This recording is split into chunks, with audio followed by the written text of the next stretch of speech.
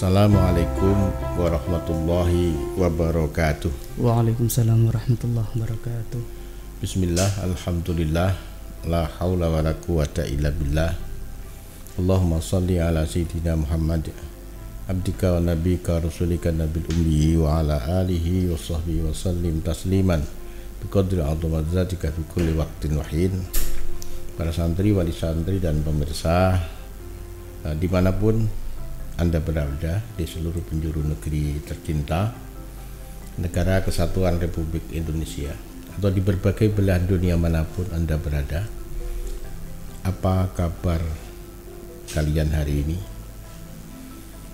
Saya yakin kalian dalam keadaan baik lahir dan batin, tengah menunaikan tugas terpenting bersama dengan kolega dan orang-orang yang kalian hormati dan kalian muliakan. Harapan dan doa saya selalu semoga senantiasa Allah memberikan hidayah, memberikan taufik kepada kita bersama, sehingga keputusan apapun yang kita ambil senantiasa menjadi keputusan terbaik yang menyebabkan Allah ridho kepada kita. Amin, Allahumma amin. Para santri, wali santri dan pemirsa, ketika COVID-19 mulai merebak dan WHO menentukan sebagai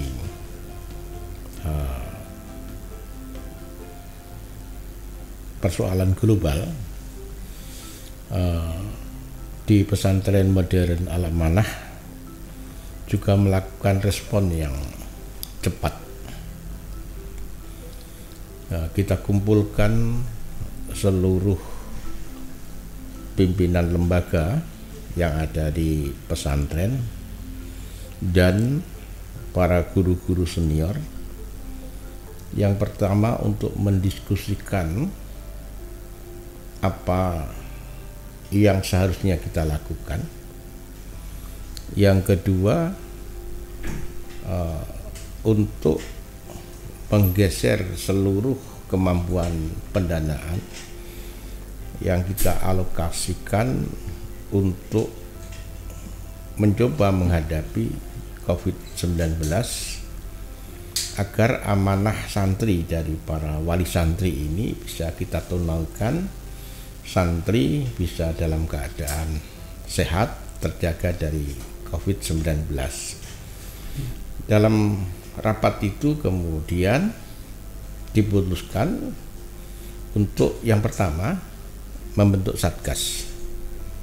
Satgas ini yang bertanggung jawab untuk komunikasi dengan dunia luar, termasuk dengan Poskestren, Puskesmas, Dinas Kesehatan, pemerintah daerah kabupaten dan provinsi, ke dalam juga menyiapkan segala sesuatu yang dibutuhkan agar santri mendapatkan pelayanan kesehatan yang baik, termasuk misalnya menyiapkan wastafel, ya, termasuk menyiapkan alat-alat untuk mencuci tangan, kemudian bilik disinfektan dan banyak yang lain. Dan yang kedua adalah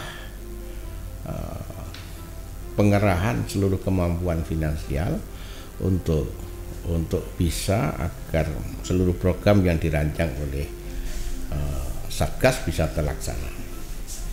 Nah, hari ini kita hadirkan orang yang paling sibuk memimpin Satgas COVID-19 sejak tahun lalu. Jadi kecuali beliau sehari-hari menjadi wakakurikulum di SMP 5 Terpadu. Beliau adalah alumni IAIN Sunan Ampel, pendidikan matematika. Dan masih dimintai tugas untuk menjadi Satgas COVID-19. Assalamualaikum warahmatullahi wabarakatuh. Ustaz. Waalaikumsalam warahmatullahi wabarakatuh, Bapak. Ya, apa kabar panjenengan hari ini? Alhamdulillah sehat. Ini kelihatannya bisa tertawa, padahal pusing beliau. Karena selalu perkembangan santri tentu menjadi pemikiran kita, hampir sulit untuk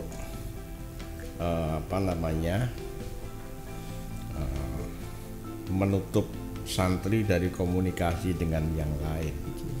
Itu sulit sekali, tapi apapun sulitnya harus dilakukan. Makanya beliau kelihatan tua sebelum waktunya gara-gara COVID-19 ini. Sejak diangkat menjadi Satgas COVID itu, kira-kira program apa yang sudah panjenengan lakukan, dan yang kedua adalah kendala-kendala apa dalam rangka mewujudkan program itu? Gimana? Yang pertama tadi, program apa yang sudah panjenengan lakukan? Terima kasih Bapak. Untuk berkenaan dengan tugas pelaksanaan Satgas COVID-19 di pesantren ini, yang pertama kami menghimpun banyak informasi dari pihak-pihak terkait, baik dari tingkatan desa, tingkatan kecamatan, tingkatan kabupaten maupun provinsi, untuk menjalin informasi yang terbaik bagi pesantren itu apa. Salah satunya adalah memang kita mengikuti protokol kesehatan. Itu jadi yang pertama menyiapkan tempat cuci tangan dan sabunnya itu di seluruh area, baik di pesantren maupun di lembaga. Alhamdulillah sudah sekian banyak, baik yang tiba-tiba dibangun atau yang sudah ada, itu kita lakukan. Kemudian yang kedua, kegiatan untuk kesehatan, jadi dalam bentuk kerjasama dengan pihak kesehatan dokter maupun puskesmas untuk melihat kondisi bagaimana kesehatan anak-anak. Itu. Yang ketiga juga menyiapkan area-area untuk menjaga jarak dan wajib bermasker. Mengingat kegiatan memakai masker itu hal yang paling sulit yang dapat dilakukan oleh para santri, karena mereka beranggapan mungkin karena sudah ada di dalam ini sudah aman. Dan yang keempat, sebelum mereka datang wajib menunjukkan surat keterangan hasil rapid test ataupun swab untuk menunjukkan bahwa Ananda dalam keadaan negatif. Itu paling penting. Kemudian kegiatan berkalanya adalah setiap hampir 2 minggu sekali pemberian vitamin. Itu dilakukan dari pesantren maupun lembaga untuk mensuplai kebutuhan anak-anak. Itu. Kemudian program berikutnya, karena kami belum mengadakan kegiatan kunjungan atau sambangan, maka ada beberapa kegiatan untuk mengganti. Yang pertama, pengiriman barang itu dilakukan untuk mensuplai kebutuhan anak dari wali santri ke santri. Yang kedua, video call bagi orang tua kepada anak-anak ini difasilitasi oleh wali kelas, gunanya kangen. Karena memang sebenarnya yang kangen ini orang tua pada anak. Jadi banyak yang minta untuk video call. Akhirnya kita memberikan fasilitas untuk video call. Kemudian yang berikutnya juga kegiatan antri dalam kondisi apapun, kita berharap ada jeda atau ada jarak agar anak-anak tidak selalu berkerumun.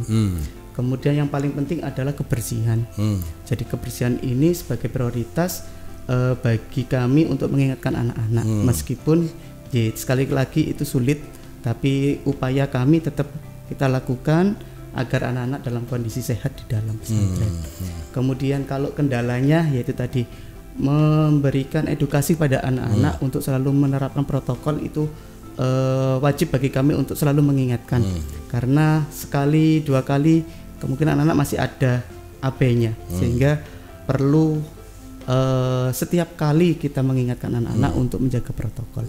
Mungkin itu. Yang kedua, untuk ke poskestren, artinya mengecek kesehatan. Kalau anak yang sudah sakit kadang tidak mau, nah sehingga kita butuh ekstra sama asatid ustadzat bagi yang benar-benar kondisinya kelihatan sakit, kita arahkan secepat mungkin untuk poskestren agar dapat penanganan di kesehatannya. Itu yang perlu tetap kita lakukan terus. Itu kendalanya.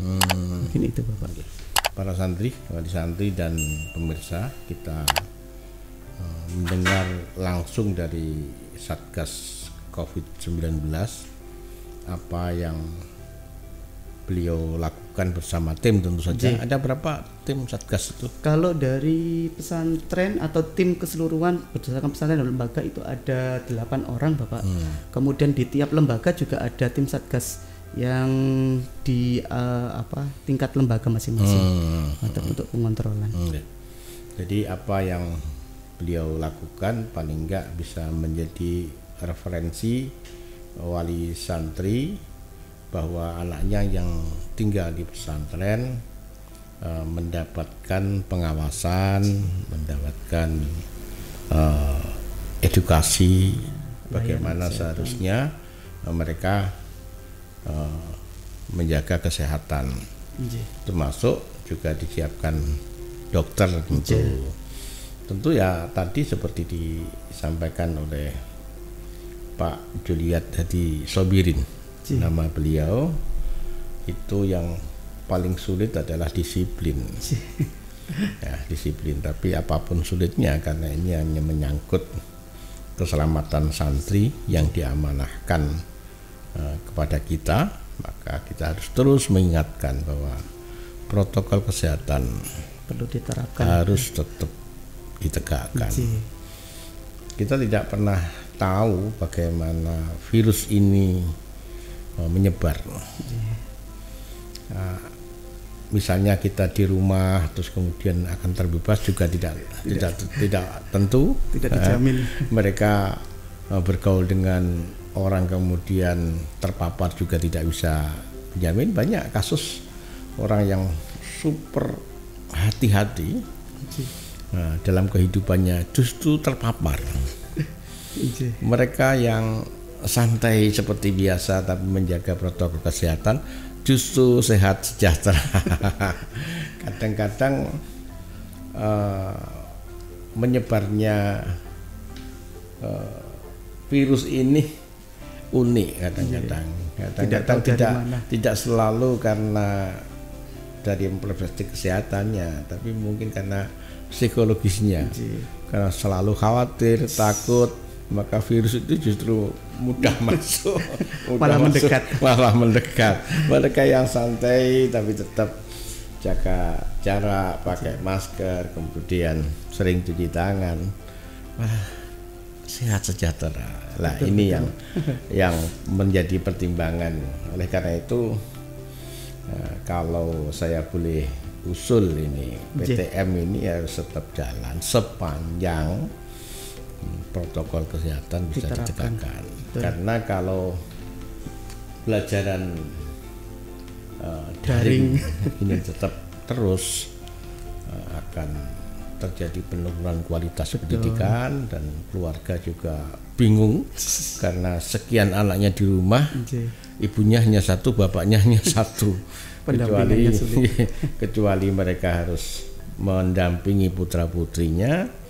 Mereka juga harus menyelesaikan masalah-masalah yang berkaitan dengan pekerjaannya, ekonominya. Jadi banyak orang tua yang bingung dalam masa daring ini.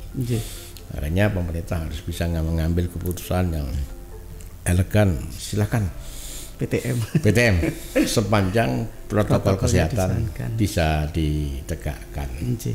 Pak Sobirin, sudah berapa tahun ini? Berapa bulan panjenengan jadi Satgas ini? Saya periode ketiga. Dalam awal pandemi hingga hari ini saya sudah kurang lebih 8 bulan. 8 bulan ya. Mau 1 tahun ini menjalankan tugas. Oh, sudah 8 bulan ya, enggak terasa. Karena banyak kegiatan akhirnya. Kalau dihitung berapa kali pertemuan. Betul. Kalau berapa kali pertemuan, berapa kali ikhtiar untuk berkolaborasi dengan dinas di luar pesantren ya, berkali-kali berpuluh-puluh kali ya. Ada pengalaman yang yang nggak terlupakan lah selama 8 bulan ini. Apa dengan dinas atau dengan puskesmas atau dengan santri atau gimana gitu? Kalau yang berhubungan dengan luar pesantren ini banyak sekali para stakeholder yang di luar ini yang mungkin dulu saya tidak berpikir untuk bisa bertemu dengan kepala dinas kesehatan, Bapak Bupati yang almarhum, kemudian sebagai ketua tim satgas kabupaten, kemudian beberapa pimpinan-pimpinan yang berhubungan tentang protokol kesehatan, Bapak. Jadi siapa sih saya, anak desa yang mengabdi di pesantren, kemudian diberi amanah, alhamdulillah itu sebuah keadaan yang mungkin tidak akan kami lupakan untuk memberikan yang terbaik pada pesantren ini. Untuk yang kegiatan yang di dalam pengalamannya adalah tadi edukasi kepada santri itu tidak semudah kita mengarahkan kondisi, misalkan kita arahkan langsung itu tidak, pasti ada yang masih menolak, ada yang masih menginginkan pinginnya yang B, yang C, yang D. Jadi kita harus legowo dan mengingatkan dan kembali melihat bagaimana si anak-anak ini menyikapi kondisi pandemi ini. Jadi banyak sekali cara mereka untuk menyikapi arti dari pandemi itu apa. Itu yang jadi ternyata persepsi setiap orang dan setiap anak itu berbeda-beda. Sehingga kami juga bagaimana memberikan edukasi juga berbeda-beda.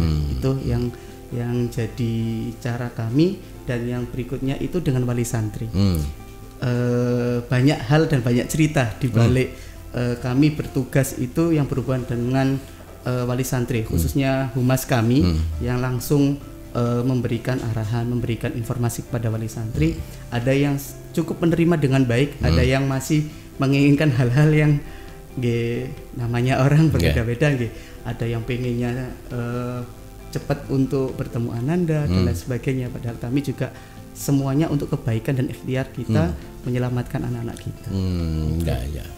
Jadi kecuali aspek dari capeknya, bingungnya, keselnya dan seterusnya, ternyata ada banyak hikmah. Betul, ya. Di antara hikmahnya yang seperti tadi diceritakan, beliau bisa berkomunikasi dengan banyak lembaga, dinas kesehatan, Pemkab kabupaten, kepolisian, bahkan kapan itu saya ketemu dengan Kapolsek itu, kan tenaga guru di pesantren kita itu ratusan jumlahnya, tapi yang dia ingat itu Pak Sobiri. Ini saking seringnya ini kacau ini. 200 orang nggak ada yang diingat namanya, bahkan saya juga nggak tahu namanya. Pak Sobirin bolak-balik disebut Pak Sobirin. Ya itulah yang namanya pengabdian yang tulus itu selalu melahirkan hadiah-hadiah. Amin. Hadiah diantaranya adalah kehormatan dari masyarakat, dari pimpinan daerah, bahwa satgas di pesantren kita sungguh bekerja secara profesional, insya Allah, dengan bisa mengarahkan seluruh potensi yang dimiliki sampai hari ini. Itu diantara. Demikian juga bagaimana harus menghadapi santri. Yang lebih sulit menghadapi wali santri, apalagi di era pandemi. Betul. Ketika kita pesantren kita menutup dari kunjungan, waduh, wali santri ini sudah bermacam-macam, kita repot betul. Padahal seluruh aktivitas yang repot itu, bayangkan kalau misalnya kunjungan itu repot banget loh, kiriman barang itu. Betul. Karena barang harus diantar dulu ke pesantren. Diantar, kemudian nanti didistribusikan kepada santri. Wah, itu panjang prosesnya. Prosesnya panjang. Demikian juga melarang kunjungan itu juga tidak mudah. Betul. Dan seluruh aktivitas yang ruwet itu bukan untuk apa-apa, tapi untuk menjaga kesehatan dan keselamatan santri. Tapi wali santri kadang-kadang dianggap santri pesantren itu hanya anaknya satu. Betul. Padahal ada ribuan. Ya, terima kasih Pak Sobirin atas dedikasinya menjadi pimpinan Satgas COVID-19 di pesantren. Kecuali terima kasih, saya berdoa moga-moga apa yang panjenengan lakukan bersama tim menjadi amal yang amin Allah sendiri yang akan pantas memberikannya. Amin. Para santri, wali santri dan pemirsa, demikian diskusi singkat kita, podcast singkat kita dengan Satgas COVID-19 di pesantren modern Al-Amanah. Bapak Juliet Haji Sobirin. Moga-moga podcast ini memberikan tambahan informasi kepada santri, wali santri dan pemirsa bahwa aktivitas di pesantren ini sungguh sangat memperhatikan protokol kesehatan. Tentu lepas dari apa yang kita usahakan, kita minta doa kepada wali santri dan juga pemirsa agar pesantren kita dan juga pesantren-pesantren yang lain di seluruh Indonesia diselamatkan oleh Allah dari virus COVID-19. Amin. Dan alhamdulillah beberapa hari yang lalu karena kesungguhan kita mendapatkan apresiasi dari Dinas Kesehatan Jawa Timur ya, provinsi. Ya, sehingga kita menjadi narasumber pesantren tangguh ya. Kita menjadi narasumber satu-satunya narasumber yang diikuti oleh 157 pesantren kalau tidak salah, atau 137 pesantren kita menjadi narasumbernya. Ini tentu juga penghargaan yang lain dari Allah Subhanahu wa taala, karena kita memang sangat bersungguh-sungguh untuk mencoba itu. Okay. Terima kasih atas perhatiannya. Terima kasih Pak Sobirin berkenan rawuh di ruang podcast ini. Semoga apa yang kita diskusikan tadi menjadi tambahan referensi kepada wali santri dan pemirsa agar lebih tenang. Karena sama saja kita sebagai orang tua melepas anaknya di pesantren dalam situasi semacam ini juga ada deg-degnya. Tapi insya Allah lah pesantren berusaha untuk menjaga dengan dari bermacam aspek ya. Ya, terima kasih atas perhatiannya. Akhiran wabillahi taufiq wal hidayah. Assalamualaikum warahmatullahi wabarakatuh. Waalaikumsalam warahmatullahi wabarakatuh.